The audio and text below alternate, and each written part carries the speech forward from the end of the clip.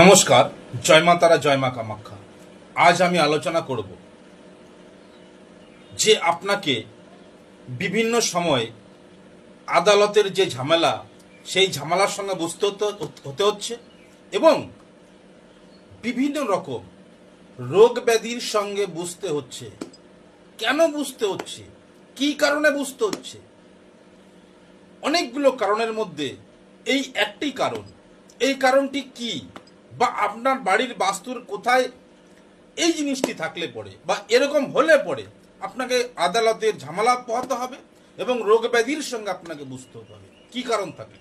আসুন সেইটা আলোচনা করার আগে আপনাদের বলবো, আমার ভিডিওটি যদি আপনাদের ভালো লেগে থাকে তাহলে আপনারা অবশ্যই চ্যানেলটিকে লাইক, কমেন্ট এবং শেয়ার করুন।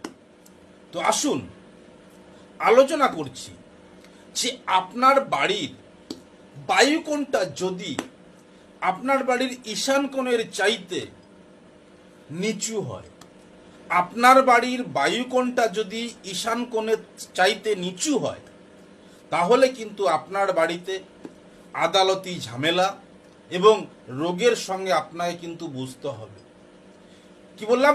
আদালতের ঝামেলা আপনাকে পোহাতে হবে, আপনাকে বিভিন্ন রোগ ব্যাধির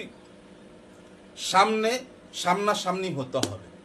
এইগুলো আপনার আছে কিনা আপনি মিলিয়ে